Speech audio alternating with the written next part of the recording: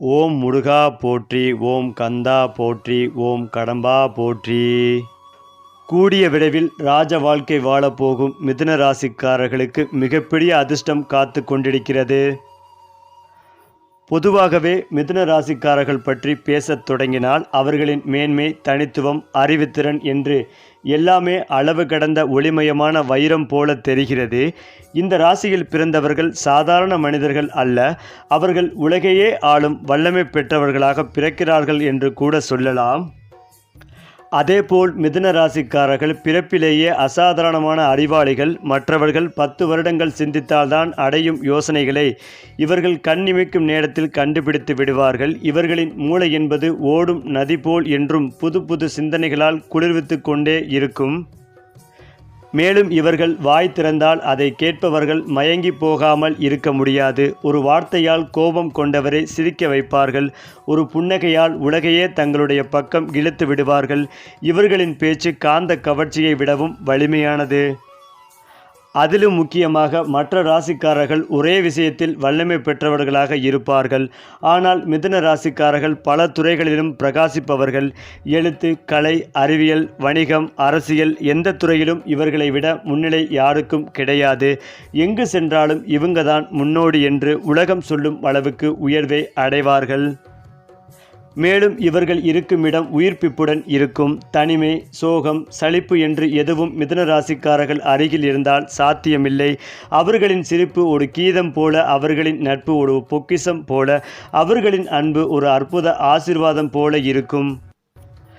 அதேபோல் மிதுன ராசிக்காரர்கள் சாதாரண மக்கள் அல்ல, அவர்கள் உலகத்தை மாற்றுபவர்கள். வரலாற்றில் பிரபலமான தலைவர்கள், சிந்தனையாளர்கள், அறிவியலாளர்கள், கலைஞர்கள் பலர் மிதுனம் ராசிக்காரர்களாகவே இருந்திருக்கிறார்கள் என்பது ஒரு சான்று.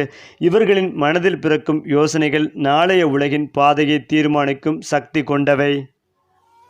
மொத்தத்தில் மிதுனம் ராசிக்காரர்கள் உலகின் ஒளிமணி, சமூகத்தின் இதயம், அறிவின் அரசர், நட்பின் சின்னம். அவர்களை புகழ்ந்து பேசத் தொடங்கினால் வார்த்தைகளே நம்மை இழந்துவிடும். அது மட்டுமில்லாமல் முருகன், சிவனை வழிபாடு செய்வது, காயத்ரி மந்திரம் செபிப்பது நன்மைகளை தரும். சந்திரன், ராகு சேர்ந்திருப்பதால் சந்திர மௌலீஸ்வரரை மனதார வழிபடுவது உங்களை பாதிப்புகளிலிருந்து காக்கும். இந்த சந்திர கிரகண காலத்தில் 5 ராசியினருக்கு, அதாவது கும்பராசி, துலாம், மிதுன ராசி, மகரம், மீன பிரச்சனைக்குரிய காலகட்டமாக இருக்கும். இதனால் மனசஞ்சலம் ஏற்படும். உங்களை சுற்றி இருப்பவர்கள் அழுத்துவது போன்று இருக்கும். 40 நாட்களுக்கு இது போன்ற நிலைமையே தொடரும். அதேபோல் இந்த சந்திர கிரகண காலகட்டத்தில் தனுசு ராசி, ரிஷபம், கன்னி ஆகிய 3 ராசியினருக்கு அற்புதமான நேரமாகவே இருக்கும். நீங்கள் நினைப்பது அனைத்துமே நடக்கக்கூடிய காலகட்டமாக இருக்கும். கடனுக்கு முயற்சி செய்பவர்களுக்கு கண்டிப்பாக கடன் கிடைக்கும். நீண்ட நாட்களாக முடிக்க முடியாத விஷயங்களை எல்லாம் நடத்தி முடிப்பீர்கள். வேலை கிடைப்பதற்கான யோகங்களும் உண்டாகும். மேலும் இந்த சந்திர கிரகணத்தினால் மிதுன ராசியினருக்கு கிடைக்கும் பலன்கள், பரிகாரங்கள், வழிபட வேண்டிய தெய்வங்கள் கொடுத்தும் பார்க்கலாம். அதேபோல் மிதுன ராசி லக்ன மக்களுக்கு பாக்கியஸ்தானமான 9ஆம் இடத்தில் சந்திரன், ராகு சேர்க்கை நடைபெறுகிறது. இதை கிரகண தோஷம் என்பார்கள். இது முக்கியமாக குழந்தை பாக்கியத்தை பாதிக்கும். பொதுவாக பாக்கியம் என்பது தெய்வ அனுக்கிரகத்தை குறிக்கும். இந்த அனுக்கிரகம் அடியோடு பாதிக்கப்படும். தெய்வ அருள் இருக்கவே இருக்காது. அது மட்டுமில்லாமல் அடுத்த 40 நாட்களுக்கு இந்த நிலைமைதான் தொடரும். மிதுன ராசியில் பிறந்தவர்கள் வீட்டில் அம்மா, அப்பா இருவரையும் மிகுந்த கவனத்துடன் பார்த்து கொள்ள வேண்டும். பெற்றோரின் ஆரோக்கியத்தில் கூடுதல் அக்கறை செலுத்துவது மிக மிக அவசியம். நிதி சார்ந்த விஷயங்களில் மிக மிக கவனமாக இருப்பது அவசியம். அடுத்ததாக MLM, பங்கு சந்தை, சீட்டு சம்பந்தப்பட்ட விஷயங்களில் எச்சரிக்கை வேண்டும். மோசடி பேர்வழிகள் உங்களை தேடி வருவார்கள். யாருக்காகவும் சிபாரிசு செய்ய வேண்டாம். சட்டவிரோத செயல்களில் இருப்போரின் நிழலை கூட சீண்டாமல் ஒதுங்கியே இருங்கள். வீட்டில் உள்ள பெரியவர்களும் பாதிக்கப்பட வாய்ப்புள்ளது. எனவே அவர்களையும் நீங்கள்தான் கவனமாக கண்காணித்து வழிநடத்த வேண்டும். அது மட்டுமில்லாமல் சைபர் மோசடிகளும் அதிகளவில் நடைபெற உள்ளது. வண்டி வாகனத்தில் மிகவும் கவனமாக இருக்க வேண்டும். வித்தைகள், வேகம் ஆகியவற்றை கட்டுப்படுத்தி பொறுமையாக செல்ல வேண்டும். இரவு நேர பயணத்தை முற்றிலும் தவிர்ப்பது மிக மிக நல்லது. கணவன் மனைவி உறவில் அடிக்கடி மோதல் ஏற்பட வாய்ப்புள்ளது. எனவே விட்டு கொடுத்து செல்ல வேண்டும். அதேபோல் வீண் விரயம் ஏற்படுவதற்கான வாய்ப்புகள் உள்ளது. எனவே பணம் சார்ந்த விஷயங்களில் அதிக எச்சரிக்கையுடன் இருப்பது நல்லது. வார்த்தைகளில் மிகவும் கவனமாக இருங்கள். எந்த காரணத்துக்காகவும் வாக்குறுதியை அளிக்க வேண்டாம். கெடு பலன்கள். நீங்கள் கலசத்தில் அரிசி தர்ப்பை 11 ரூபாய் சில்லறை வைத்து பணம் போட்டு வயதானவர்களுக்கு தானம் செய்யுங்கள். குறிப்பாக மிதுன ராசி லக்ன மக்களுக்கு பாக்கியஸ்தானமான 9வது இடத்தில் சந்திரன் ராகு சேர்க்கை நடைபெறுகிறது. இதை கிரகண தோஷம் என்பார்கள். இது முக்கியமாக குழந்தை பாக்கியத்தை பாதிக்கும். பொதுவாக பாக்கியம் என்பது தெய்வ அனுக்கிரகத்தை குறிக்கும். இந்த அனுக்கிரகம் அடியோடு பாதிக்கப்படும். தெய்வ அருள் இருக்கவே இருக்காது. அது மட்டுமில்லாமல் அடுத்த 40 நாட்களுக்கு இந்த நிலைமைதான் தொடரும். மிதுனத்தில் பிறந்தவர்கள் வீட்டில் அப்பா அம்மா இருவரையும் மிகுந்த கவனத்துடன் பார்த்து கொள்ள வேண்டும். பெற்றோரின் ஆரோக்கியத்தில் கூடுதல் அக்கறை செலுத்துவது மிக மிக அவசியம். நிதி சார்ந்த விஷயங்களில் மிக மிக கவனமாக இருப்பது முக்கியம். MLM பங்குச்சந்தை சீட்டு சம்பந்தப்பட்ட விஷயங்களில் எச்சரிக்கையாக இருக்க வேண்டும். மோசடி பேர்வழிகள் உங்களை தேடி வருவார்கள். யாருக்காகவும் சிபாரிசு செய்ய வேண்டாம். சட்டவிரோத செயல்களில் இருப்போரின் நிழலை கூட சீண்டாமல் ஒதுங்கியே இருங்கள். வீட்டில் உள்ள பெரியவர்களும் பாதிக்கப்பட வாய்ப்புள்ளது. எனவே அவர்களையும் நீங்கள்தான் கவனமாக கண்காணித்து வழிநடத்த வேண்டும். மேலும் சைபர் மோசடிகளும் அதிகளவில் நடைபெற உள்ளது. வண்டி வாகனத்தில் மிகவும் கவனமாக இருக்க வேண்டும். வித்தைகள் வேகம் ஆகியவற்றை கட்டுப்படுத்தி பொறுமையாக செல்ல வேண்டும். இரவு நேர பயணத்தை முற்றிலும் தவிர்ப்பது நல்லது. கணவன் மனைவி உறவில் அடிக்கடி மோதல் ஏற்பட வாய்ப்புகள் உள்ளது. எனவே விட்டு கொடுத்து செல்ல வேண்டும். மேலும் மிதுன ராசிக்காரர்கள் இந்த மாதம் அதி அற்புதமாக இருக்கும். மனதில் தன்னம்பிக்கை தைரியம் அதிகரிக்கும். உங்களின் வாக்குஸ்தானம் பலமடைகிறது. இதனால் கொடுத்த நேரத்தில் வாக்குறுதிகளை காப்பாற்றுவீர்கள். சமூகத்தில் உங்களின் பேச்சுக்கு மதிப்பு மரியாதை அதிகரிக்கும். செல்வாக்கும் உயரும். உத்தியோகம் மற்றும் தொழிலில் ஏற்றம் காணப்படும். உத்தியோகத்தில் எதிர்பார்த்த நல்ல மாற்றங்கள் நிகழும். அதேபோல் பதவி உயர்வு சம்பள உயர்வு என எங்கள் திறமைக்கேற்ற புதிய அங்கீகாரமும் கிடைக்கப் போகிறது.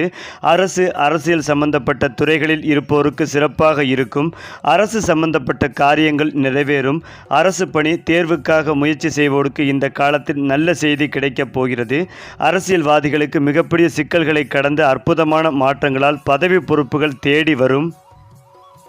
அதிலும் முக்கியமாக கடந்த காலங்களில் பதவியை இழந்த அரசியல்வாதிகளுக்கு 2வது இன்னிங்ஸாக புதிய வாய்ப்புகள் கிடைக்கும். உத்தியோகம் தொழிலில் எதிர்காலத்தில் ஆலமரமாக மாறி பெரிய சாம்ராஜ்யத்தை உருவாக்குவதற்கான துளிர்விடும் காலம் இது. தாய் தந்தை உறவால் ஆதாயம் அடைவீர்கள். பொருளாதாரத்தில் ஏற்றம் காணப்படும். பழைய பாக்கி வசூலாகும். கடன் சுமை குறையும். குடும்பத்தில் மகிழ்ச்சிகள் அதிகரிக்கும். குறிப்பாக மனதில் இருந்த குழப்பங்கள் நீங்கி சற்று தெளிவு கிடைக்கும். இழுபடியாக இருந்த சூழ்நிலைகள் மாறி படிப்படியாக நல்லதே நடக்கும். முதலீடுகளில் லாபம் நன்றாக இருக்கும். தொழிலில் புதிய முயற்சிகளை மேற்கொள்வதற்கான இது சரியான காலம். எதிர்பாராத திடீர் அதிர்ஷ்டம் ஏற்படும். குழந்தைகளின் கல்வி வேலைவாய்ப்பில் முன்னேற்றம் காணப்படும். பயணங்களால் ஆதாயம் ஏற்படும். தொழிலில் விருத்தி நடைபெறும். மேலும் கோபத்தை மட்டும் குறைத்து கொள்ளவும். நெருங்கிய நண்பர்கள் உறவுகளிடம் கோபப்பட்டு வார்த்தையை விடுவது உங்களுக்கு இழப்பை ஏற்படுத்தும். எதிலும் நிதானத்தை கடைபிடிக்க வேண்டும். உங்கள் மீது அக்கறை உள்ள நண்பர்கள் உறவுகளை அரவணைத்து செல்வது ரொம்ப முக்கியம்.